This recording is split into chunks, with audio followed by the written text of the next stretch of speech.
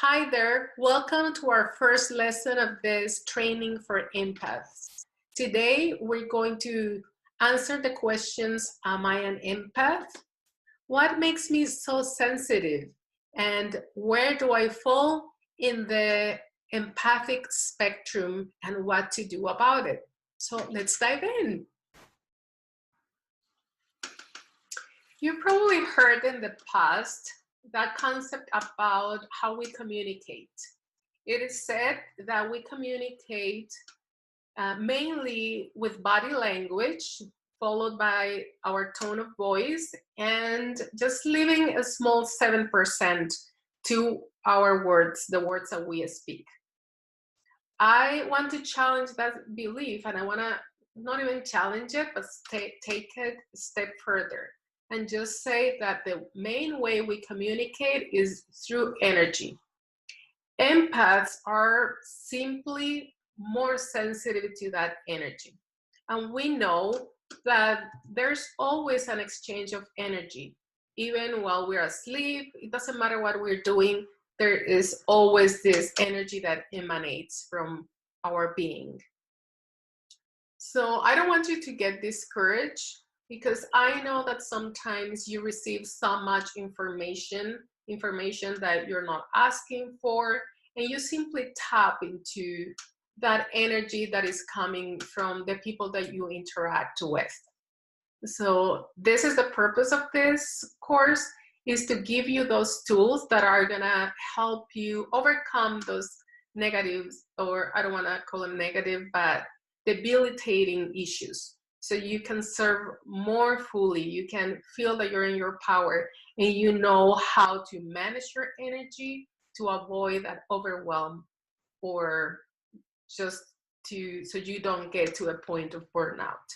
So I want to ask you a couple of questions.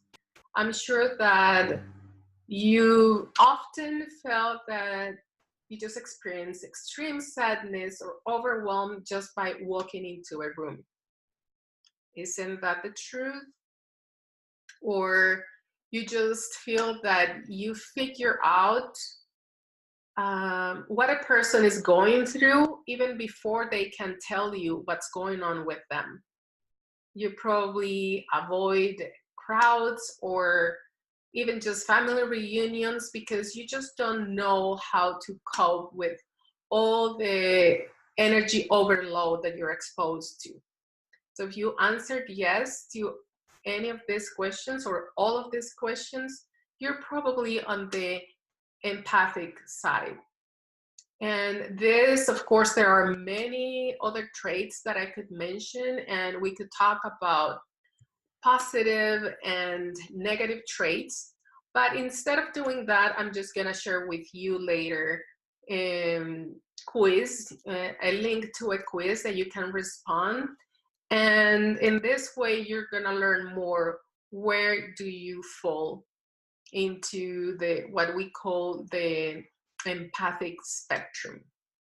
But before I let you go to check out that quiz, I want you to give you the scientific and psychological perspective on empathy.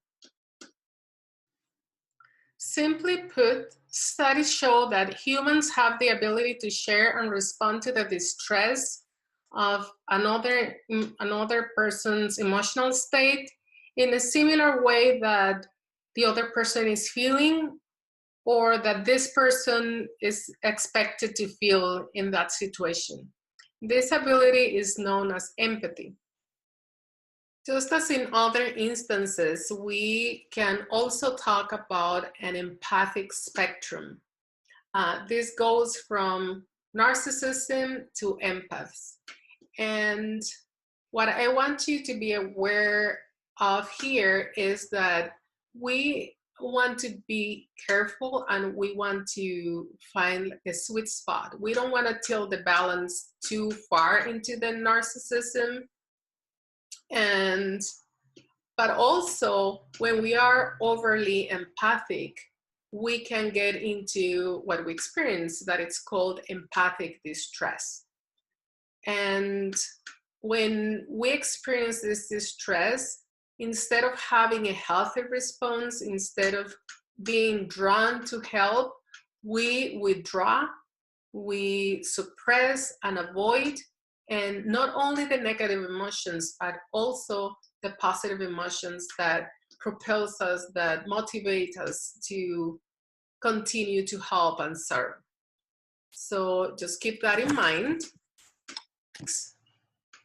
So during the next weeks, we're gonna learn how to separate, how to set healthy boundaries, how to distinguish emotions from feelings, from all types of energy, and especially how to have a good distinction between our energy, our emotions, and the energy and emotions of everyone else, so we can keep the integrity of our energy and avoid compromising our well-being.